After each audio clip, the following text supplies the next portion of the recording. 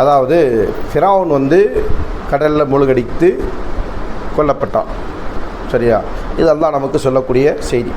அல் குர்ஆனில் அல்லாஹ் தஆலா ஃபிரௌனுடைய மரணத்தை பற்றி நமக்கு அறிவித்திருக்கிற ஒரு செய்தி. அந்த இடத்துல அல்லாஹ் என்ன சொல்கிறான்? அல்யோம நுனஜ்ஜீக பிபதனிக லிதக்கூன லிமன் ஹல்ஃபக ஆயா. உனக்கு இன்றைய நாள் உன்னுடைய உடல் பாதுகாக்கப்படும். இன்றைய நாள் எதற்காக வேண்டி? உனக்கு பின்னாடி இருக்கிறவங்களுக்கு அத்தாட்சியம் அமைவதற்காக வேண்டி. அந்த பின்னாடி என்பது 1500 வருஷம் கழிச்சா, அல்ல 2000 வருஷம் 3000 வருஷம் கழிச்சா அந்த பின்னாடியா? சரிங்களா? இது வந்து அவங்களுடைய தவறான புரிதல். இமாம் கத்தாதா அவர்கள், இப்னு அப்பாஸ் அவர்கள் இந்த வசனத்திற்கு விளக்கம் சொல்லும்போது என்ன சொன்னாங்கன்னா, ஃபிரௌனுடைய உடல், அதாவது கடலில் மூழ்கடிக்கப்பட்டது யாரெல்லாம் சேர்ந்து? ஃபிரௌனும் ஃபிரௌனுடைய படையினர்களும் சேர்ந்து. அந்த ஃபிரௌனுடைய படையினர்களில் யாருடைய உடலும் கரைக்கு ஒதுங்கவில்லை. யாருடைய பாடியும் கரைக்கு ஒதுங்கவில்லை. யாருடைய பாடியை தவிர? ஃபிரௌனுடைய பாடியை தவிர. ஏன்னா அவனைத்தான் அல்லாஹ் தஆலா அத்தாட்சி ஆக்குறான். யாருக்கு?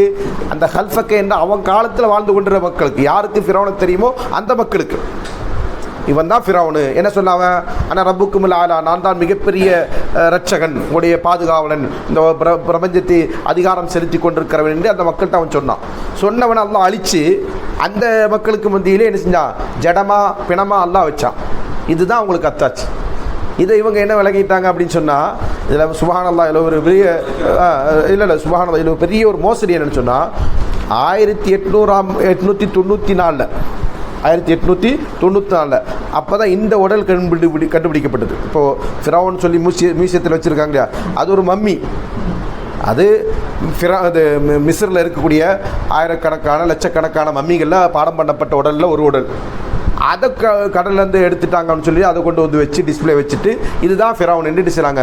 நம்ம மக்கள் அதை பரப்புரைச்சுறாங்க. இப்படி ஒரு உடல் ரசூலுல்லாஹி அவர்களுக்கே தெரியாது. சுப்ஹானல்லாஹ்.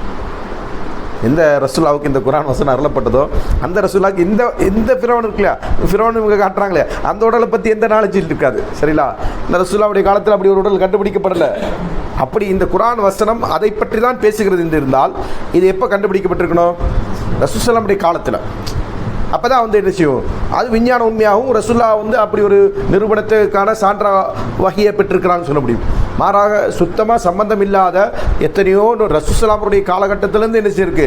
12 நூற்றாண்டுகள் கழித்து தான் அப்படி ஒரு உடல் கண்டுபிடிக்கப்பட்டதான் என்ன செய்யுது பேசுகிறாங்க. இதை கொண்டு போய் என்ன செய்கிறாங்க? மொட்டத்தலைக்கு முழங்காலுக்கு முடிச்சு போடுற மாதிரி இதுதான் அது அப்படின்னு என்ன செய்கிறாங்க? போட்டுட்டு மக்களை ஏமாத்துறாங்க. இதற்கும் ஃபிரௌனோட உடல் என்பதற்கும் சம்பந்தமே இல்லை.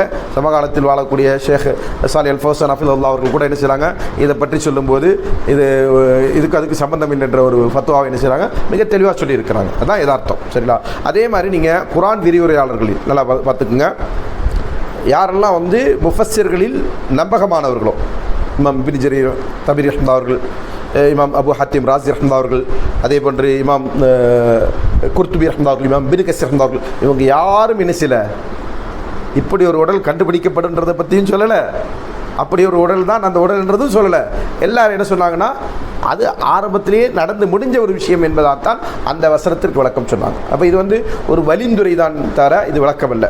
இந்த மாதிரியான விளக்கம் வந்து தஃபீமுல் குர்ஆன்ற மொழிபெயர்ப்பில் பார்க்கலாம். அது மாதிரி என்னது விஞ்ஞானத்தையும் குர்ஆனை ஒப்பிடக்கூடிய பேரில் இஸ்லாமை பிரச்சாரம் செய்யக்கூடியவருடைய விளக்கத்தில் மட்டும்தான் இதை பார்க்க முடியும். சரிங்களா?